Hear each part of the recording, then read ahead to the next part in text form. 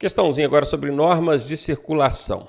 É direito do pedestre, prestem bem atenção. Tem hora que a questão vai falar direito, tem hora que ela vai falar dever. Direito quer dizer, é algo que ele tem, mas ele vai fazer se estiver ali ao alcance e ao agrado dele. Bora ver? Alternativa A, utilizar os passeios ou passagens apropriadas das vias urbanas a ele destinadas para circulação. Passeio, as calçadas, vamos dizer assim. Passagens, travessia de pedestres, passarelas, passagem subterrânea, todo tipo de passagem para ele atravessar a via. Apropriadas nas vias urbanas. Urbanas é dentro do perímetro urbano. A ele destinadas para circulação. Ok. O pedestre tem o direito de utilizar esses passeios e passagens destinadas para ele? Claro, né, gente? Foi destinada para ele. Então, com certeza, isso aqui é um direito. Vamos ver. Atravessar a pista de rolamento do veículo em viadutos, pontes e túneis. Isso aqui não é nem um dever e nem um direito. Isso aqui é uma proibição. O pedestre não pode atravessar a pista de rolamento. Pista de rolamento é por onde andam os veículos, né? Em cima de viadutos, em cima de pontes ou dentro de túneis. Guarde bem isso. Se eu não me engano, isso aí é artigo 254 do CTB. É uma infração de trânsito leve. Daí para o pedestre, daria, né? Porque essa multa acaba não sendo aplicada por questões técnicas. Mas o código prevê, e isso pode perguntar na sua prova, uma infração de trânsito leve para o pedestre, é aquela mesma leve dos veículos.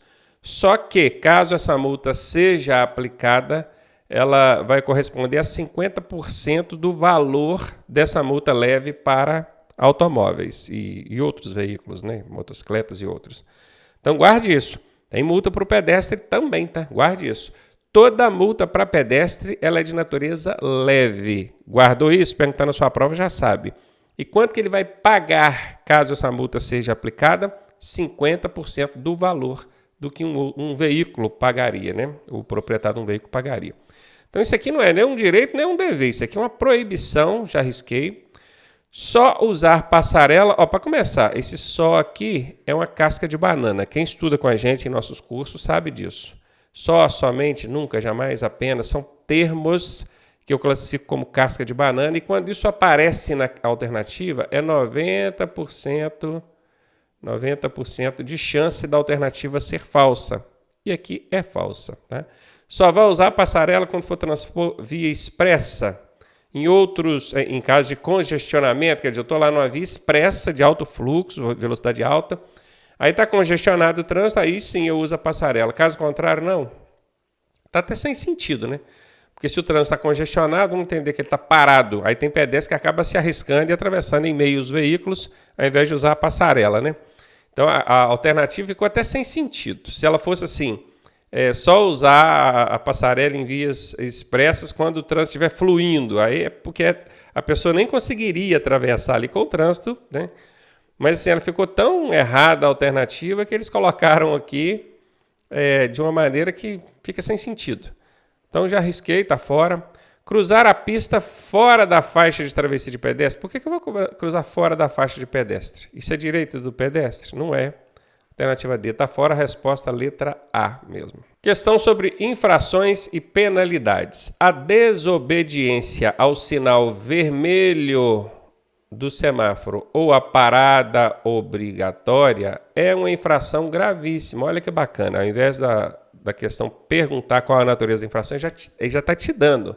É uma infração de trânsito de natureza gravíssima. Que será punida com... Qual vai ser a punição no caso aqui de o veículo que avançar o sinal vermelho ou a placa de parada obrigatória? Multa e remoção. Olha, a multa sempre dá, tá, gente? Multa, ó, todas elas têm multa, inclusive, pode observar. Agora, multa e remoção. O que é a remoção? É colocar o veículo no guincho e levar lá para o pátio. Atualmente, do jeito que está a legislação de trânsito, é muito difícil de um veículo ser removido. Muito difícil mesmo. Na maioria das vezes que isso acontecer, vai ser porque o veículo está estacionado. Vou até escrever isso aqui que é para vocês anotarem. Estacionado de forma irregular. Imagine que esse veículo está estacionado sobre a calçada. O agente fiscalizador, o policial, chega ali, vê que esse veículo está sobre a calçada, lavra o auto de infração, que vai virar uma multa, e vai embora, deixa esse veículo sobre a calçada? Não, ele precisa retirar esse veículo dali. Se o condutor do veículo chegar ali durante esse trabalho do agente fiscalizador, o próprio condutor tira o veículo e pronto. Mas se não chegar, o agente de trânsito vai chamar o guincho e uma vez que o guincho chegou e iniciou ali a operação de remoção, baixou a rampa ali, ainda que não tenha botado a corrente no seu carro para puxar, mas abaixou a prancha ali do caminhão, quer dizer, já está em operação de remoção, você não pode mais retirar o veículo. Agora vamos imaginar que esse guincho chegou lá, encostou e ficou batendo papo com o policial, aí de repente você chegou, no que você chegou para tirar o carro, aí o dono do guincho correu para poder começar a operação. Não, aí ele já não pode mais, ele deu bobeira. Aí você próprio pode retirar o veículo. Enfim, o que eu estou querendo dizer? A remoção vai ser em casos raros, tá? Extremos, onde o veículo estiver estacionado e o condutor não tiver para retirar, ou então quando houver um problema que não pode ser regularizado no local. O carro apresenta algum problema, que oferece risco à segurança, e aí o policial, o agente, não vai deixar você sair dali conduzindo esse veículo. Aí ele vai chamar o guincho, vai remover, e lá no pátio depois você vai providenciar esse reparo do veículo para então colocá-lo em circulação. Então não vai dar remoção no caso aqui, tá? A retenção é quando há uma irregularidade que precisa ser sanada. Por exemplo, o condutor estava sem óculos, sem os óculos, né? Pô, aqui consta na sua habilitação que você tem que usar lentes corretivas, está sem óculos, está sem lente, está aqui a sua multinha, autuação por enquanto, né? E tem que providenciar isso, o veículo fica retido, não sai daqui enquanto você não providenciar esses óculos. Vai chamar guincho para levar o carro? Não precisa. Se você não conseguir os óculos ali, você pode arranjar até alguém habilitado que possa retirar o veículo, tá? Mas não há necessidade de remoção, guinchar, não há. Mas também não dá para liberar você sair dele dirigindo sem os óculos, né? Então a retenção ela vai acontecer quando houver uma irregularidade que precisa ser resolvida. Não é o caso aqui. Avançou o sinal vermelho, o policial viu, autuou e pronto. Muitas vezes ele nem te para, você vai embora e pronto, a multinha vai chegar para você depois, né? Então não dá retenção aqui também não. Letra A está fora, C está fora. Recolhimento da CNH. Esse lance de recolher CNH, gente, é outra coisa que na atual legislação de trânsito é raríssimo de acontecer, raríssimo. Hoje um policial vai recolher o seu documento de habilitação e levar para o distrito policial quando ele suspeitar que esse documento é adulterado, é falso ou coisa desse tipo. Fora isso, a recomendação é que não recolha. Até mesmo quando ela estiver vencida há mais de 30 dias, que tipo assim, já você pensa, não tem mais valor para eu dirigir, tudo bem, mas é também um documento de identificação. A CNH é um documento de identificação. E você precisa desse documento como documento de identificação. Talvez não como documento para dirigir, mas como identificação sim. Agora, se houver suspeita de fraude, adulteração, essas coisas aí, ele pode sim recolher para averiguar ali a questão criminal.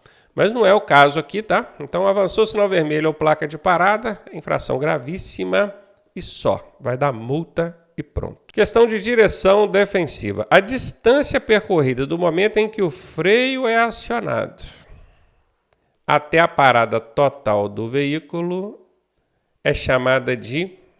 Isso aqui é o seguinte, a gente estuda na matéria de direção defensiva que o motorista está lá dirigindo, tranquilo, de boa, de repente ele vê um perigo. No momento que ele vê, até ele tirar o pé do acelerador e levar no freio, chama-se tempo de reação. É percepção e reação. Pode aparecer assim na sua prova, tá? Mas reação, vai ter que ter reação ali, que é o tempo que ele demorou para reagir. Ele tirou o pé do acelerador rapidamente, o mais rápido que ele pôde e pisou no freio. Nesse tempo que ele tira o pé do acelerador e leva no freio, o carro ainda não está parando. Ele ainda não acionou o freio. Ele tira do acelerador e leva no freio. Professor, mas isso é muito rápido, realmente. É menos de um segundo. Menos de um segundo. Pronto, ele já reagiu. Menos que isso. Mas nesse tempo ele não está freando ainda. O veículo só começa efetivamente a ser freado no momento que ele aciona o freio, que é o que está aqui, ó. O freio é acionado. No momento que ele pisou no pedal de freio, aí o veículo começa a ser freado, né? E dali, do momento que ele é acionado o freio até a parada total, ele ainda percorre alguns metros, né? E como é que chama? E é exatamente isso que a questão está pedindo. Acionou o freio até a parada total é chamado de quê? Distância de percepção? Não. Percepção ela vem juntinha com a reação. Percepção vem de perceber. Viu o perigo e reagiu. Tirou o pé do acelerador, levou no freio. Essas duas aqui trabalham casadinhas, tá? Então não é essa. Distância de segmento, não. Distância de segmento é a distância que você mantém em relação ao veículo que está na sua frente. Você está seguindo ele, você mantém ele em uma distância de segmento, que pela direção defensiva é de 2 segundos no mínimo. Já aprenderam isso, não já? Então não é isso também. Seria então distância de frenagem, professor? Sim, exatamente. É do momento que você freia o veículo até a imobilização total. Tempo de frenagem. Acionou o freio, começa o tempo de frenagem. Essa é a resposta. Ou seria distância de reação? Não, não é. Distância de reação, ela é casadinha com essa aqui de cima. Ela vem no primeiro tempo. Então, no primeiro momento aqui, é percepção e reação. Vou colocar só a primeira letra, tá? Percepção e reagiu. Percebeu e reagiu. Aqui, ó, é o tempo de frenagem. E aqui é onde ele parou. Ok? Beleza? Então, tempo de percepção, reação, tempo de frenagem e tudo, quando você soma tudo, aí junta tempo total de parada. É assim que funciona. Letra C, a resposta aí, hein? Boa, essa cai direto em prova, você liga aí, hein? Questãozinha de mecânica agora. A eletricidade, não é eletricidade, professor, me ajuda aí. A eletricidade necessária para funcionar o motor de arranque. O que é motor de arranque? É o motor que dá impulsão no motor principal. O veículo tem um motor principal. Para esse motor principal começar a funcionar, queimando o combustível ali, fazer o veículo andar, ele precisa de um impulso inicial. Quem é que dá esse impulso inicial? É esse bacana aqui, é o motor de arranque, ou motor de partida, costuma ser chamado assim também. Ele é elétrico. Tá? Então, se a bateria do seu veículo estiver descarregada, você sabe que esse motor de arranque não funciona, né? Você dá na chave, ele faz tum, e não vai. Se ficar ali, isso é a linguagem mecânica, esse lance, esses sons assim, tem até meme na internet. Se ele ficar fazendo barulho e não pegar, aí o problema não é falta de eletricidade, aí o problema é falta de combustível. Pode ser que o combustível acabou, pode ser que a bomba de combustível emperrou e não está impulsionando o combustível. É algum problema no sistema de alimentação do veículo, alimento, combustível, tá? Mas se você virou a chave e só fez pum, e o painel apagou, ficou aquela luzinha fraquinha, para saber, faltou eletricidade. Ô, gente, de onde que vem a eletricidade necessária para funcionar o motor de arranque? Aqui, ó. Acho que ninguém tem dúvida, né? Da bateria. Professor, mas na aula o senhor falou lá que não é a bateria que gera a eletricidade. Realmente, não é ela que gera, não. Quem gera a eletricidade é o alternador. Esse é que gera a eletricidade. Mas ele gera e manda para onde? Ele manda para a bateria. E é na bateria que fica armazenada a energia. Então, na hora que qualquer componente do veículo precisar de eletricidade, ele vai buscar onde? Lá no alternador? Não, vai buscar na bateria, que é onde a energia fica armazenada. E ainda tem uma outra situação, que é quem libera. Então, você tem que prestar atenção de o que a pergunta está pedindo. Quem gera a energia para funcionar o motor de arranque? É o alternador. Quem gera. Quem fornece? Porque aqui está falando de provém. Provém é de onde vem, né? Quem fornece? É a bateria, porque é lá que a energia fica armazenada. Quem que libera essa energia elétrica para o motor de arranque? É a chave de ignição. Tá vendo? Então, nós estamos tudo falando aqui de eletricidade e motor de arranque, mas quem gera é um, quem libera é outro, quem fornece é outro. Tem que se ligar nisso aí. A resposta aqui é bateria. Mais uma questãozinha de mecânica que diz: a energia mecânica, gente, é muito comum as pessoas confundirem energia mecânica com energia elétrica. Ó, sinalzinho de igual, cortou, significa diferente. Mecânica é diferente de elétrica. Energia elétrica, quem gera é o alternador, quem armazena é a bateria. Energia mecânica é o mesmo que força mesmo. É chamado inclusive de força motriz. Quem gera força para o veículo andar é esse bacana aqui, ó, o motor. Tá até aqui, ó, produzida pelo motor, tá? Eu sei que o que eu estou explicando aqui talvez nem tenha muito a ver com o que a pergunta está pedindo, mas eu estou aproveitando que é para você ficar ligado nisso aí, porque isso pode cair na sua prova de forma diferente e com a explicação você vai saber responder se perguntar de forma diferente. Então, a energia mecânica gerada pelo motor, claro, quem gera força para o carro andar é o motor. Ela é transmitida até as rodas, porque é lá nas rodas que essa força tem que chegar, né, para impulsionar o carro, né? Por meio do sistema de quem? Quem é que transmite a força que o motor gera até as rodas? Quem é? É esse bacana aqui, ó, sistema de transmissão. Inclusive, gente, tem tudo a ver, né? Transmissão faz o quê? O que a transmissão faz? Transmite, não é? E transmite o quê? A força, a energia mecânica gerada pelo motor até as rodas. Professor, mas não é a embreagem que faz isso? Não. A embreagem é um componente do sistema de transmissão. E qual que é o objetivo, a finalidade da embreagem? Permitir que a força passe do motor para o restante do sistema de transmissão, para a caixa de câmbio ou marchas propriamente, tá? É a embreagem. O motor está lá funcionando, está gerando força, mas o carro não está andando. Por quê? Porque você está com a embreagem acionada. Na hora que você tira o pé da embreagem, essa força passa para a caixa de transmissão, a caixa de marchas, e aí ela vai até as rodas. Beleza? É assim que funciona. Então a embreagem não é ela que transmite a força até as rodas, é a embreagem quem libera essa força para chegar lá nas rodas, ok? Então a embreagem libera. Câmbio e marchas é a mesma coisa, tá? Então caixa de câmbio e caixa de marchas é a mesma coisa. A função desse componente aqui no sistema de transmissão é dar ao veículo velocidade ou uma marcha adequada para desenvolver mais velocidade ou mais força. Vocês sabem disso. Você está subindo um morro muito íngreme, você tem que reduzir a marcha. Você vai colocar ali uma primeira, uma segunda, dependendo do carro. Se você está numa rodovia desenvolvendo mais velocidade, você vai colocar uma quarta, uma quinta marcha. Então, a marcha ela vai adequar ali a força gerada pelo motor ao que o veículo precisa. Né? Se é mais força ou se é mais velocidade. Não é ela que transmite, não é a caixa de marcha que transmite essa força até as rodas, não.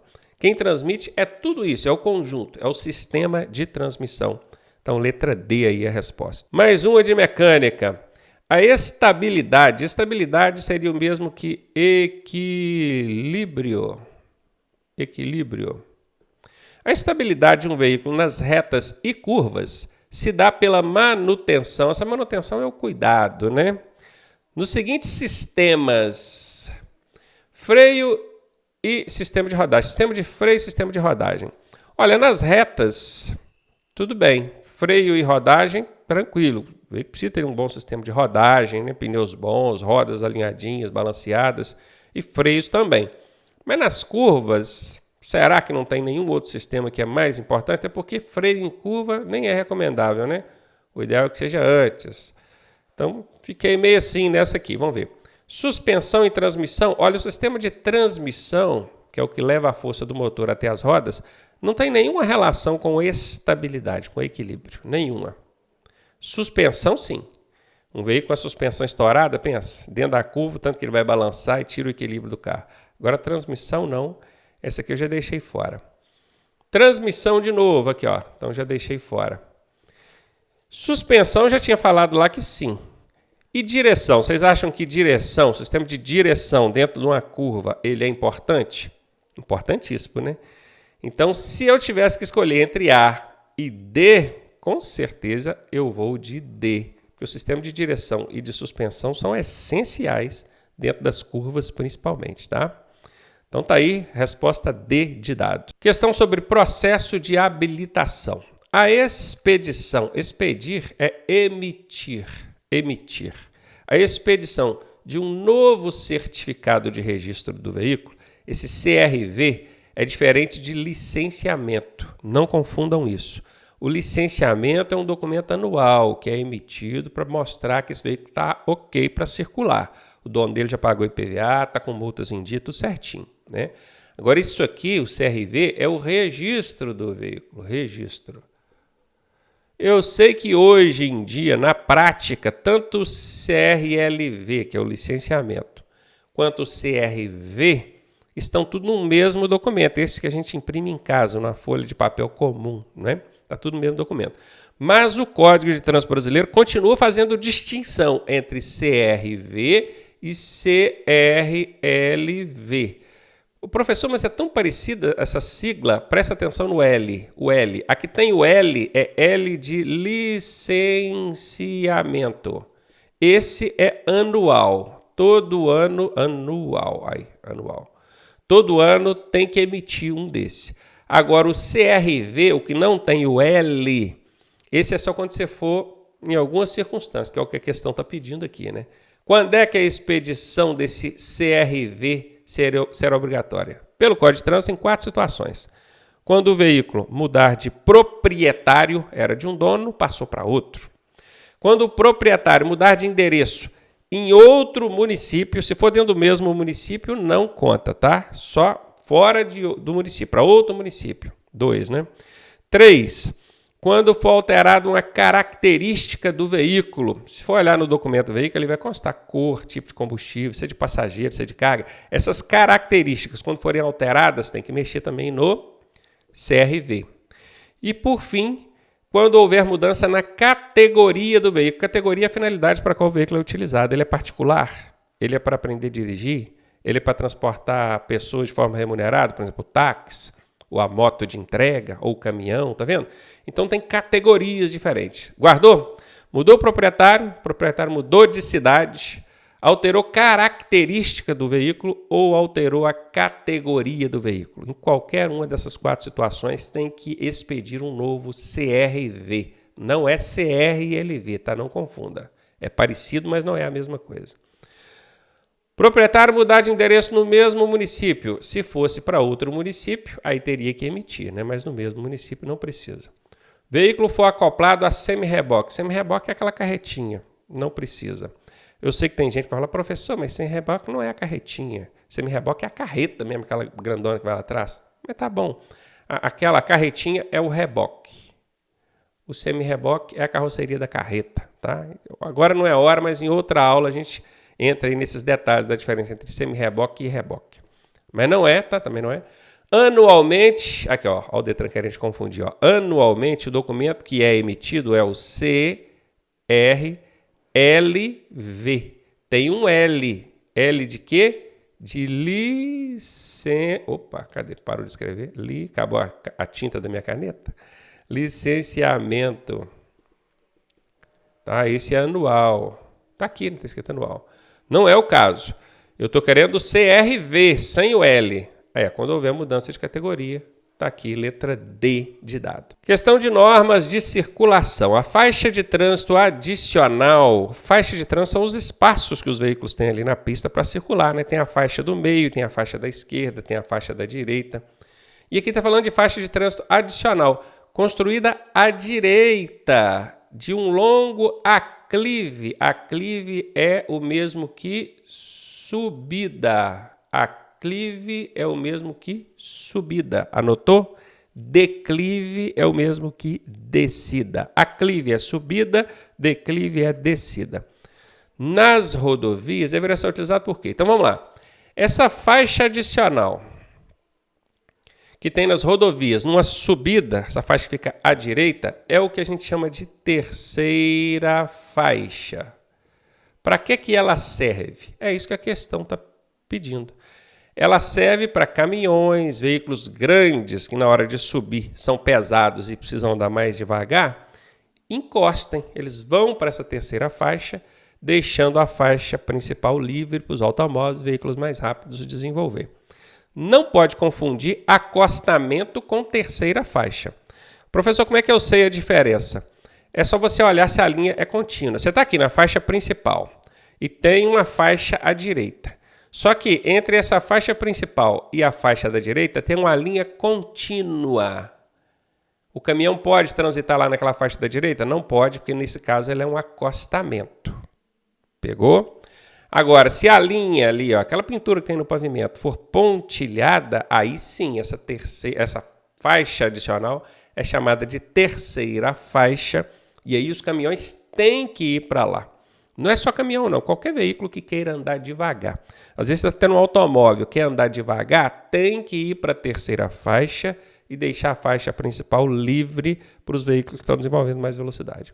Com essa explicação, você já pegou. Ó.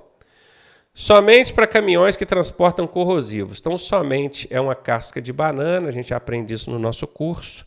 Quando aparece uma casca de banana, é 90% de chance da alternativa ser falsa, e nesse caso é falso. Não é só para caminhão com corrosivo, não. É qualquer caminhão. De novo, ó, somente para ônibus. Não. Por veículos que desenvolvam maior velocidade, aquela faixa adicional é para quem anda em maior velocidade? Não.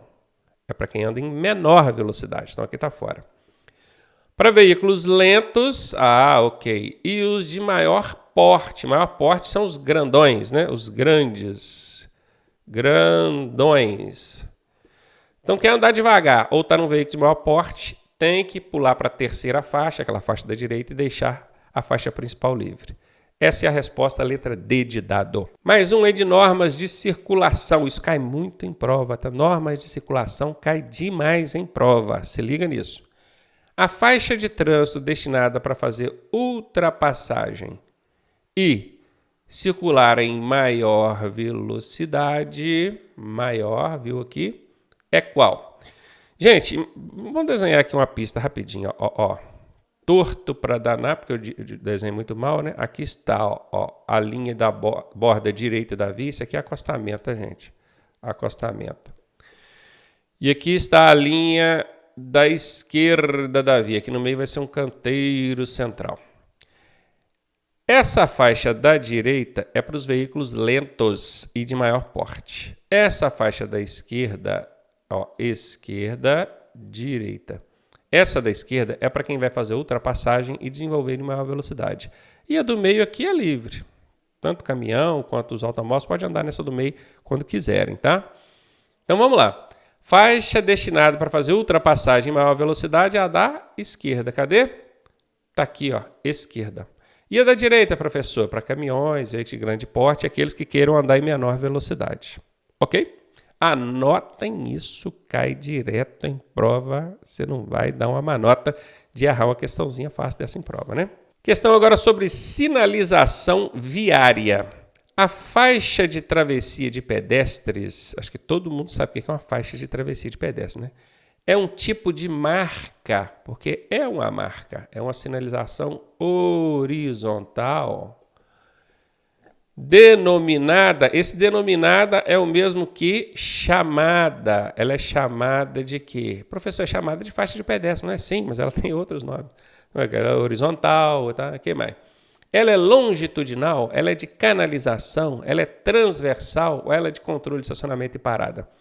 Longitudinal são aquelas linhas que dividem a pista ao meio. Vai longe, né? Longitudinal, não é o caso. Canalização são aqueles zebrados que a gente costuma ver antes de canteiro central, aquela marca zebrada, né? Zebrada mesmo. Não é. Transversal, essa é a resposta. Até porque o transversal nos remete à travessia, atravessar, tá vendo? Com transversal, ok? Então a faixa de pedestre é um tipo de sinalização transversal, que é para atravessar a via. E seria de controle de estacionamento ou parada? Não é. Também não tem nada a ver, né? Estacionamento e parada com faixa de pedestre. Então, letra C aí a resposta. Essa é até bem fácil. A gente conseguiria chegar aí à resposta por dedução.